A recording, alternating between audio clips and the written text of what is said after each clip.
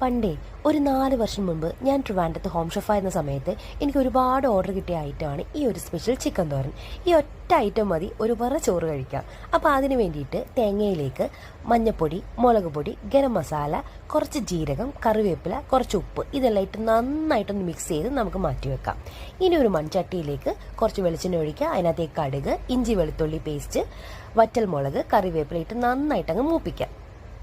ഇത് മൂത്ത് വരുന്ന സമയത്ത് ചെറിയ ഉള്ളി ഇട്ട് നന്നായിട്ട് വഴട്ടാം. അതിനുശേഷം എന്താ കട്ട് ചെയ്ത് വെച്ചേക്കുന്ന ചിക്കൻ ഇട്ട് കൊടുക്കാം. ഞാൻ ചെറിയ പീസായിട്ടാണ് എടുത്തേക്കുന്നത്. ആവശ്യത്തിന് ഉപ്പ് ഇട്ടിട്ട് അടച്ചിട്ട് വേവിക്കാം.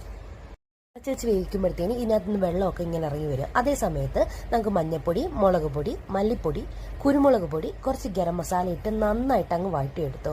ഇനി വഴന്ന ഈ ഒരു പരുവാകുമ്പോൾ നമുക്ക് ഈ തേങ്ങയുടെ കൂട്ടും ഇട്ട് കൊടുക്കാം കേട്ടോ. ചിക്കൻ എത്രയാണോ എടുത്തേക്കുന്നത് അതേ അളവിൽ വേണം നമുക്ക് തേങ്ങ എടുക്കാൻ. ഈ നന്നായിട്ട് മിക്സ് ചെയ്ത് ഇതിന് പച്ചമണമൊക്കെ മാറുമ്പം കുറച്ച് കറിവേപ്പിലയും വെളിച്ചെണ്ണ ഒഴിച്ച് കഴിഞ്ഞാൽ അടിപൊളി ചിക്കൻ തോരൻ റെഡി. ഇതേ പുട്ടിൻ്റെ കൂടെയൊക്കെ വെച്ച് ആവിയേറ്റ അടിപൊളിയാണ് കേട്ടോ.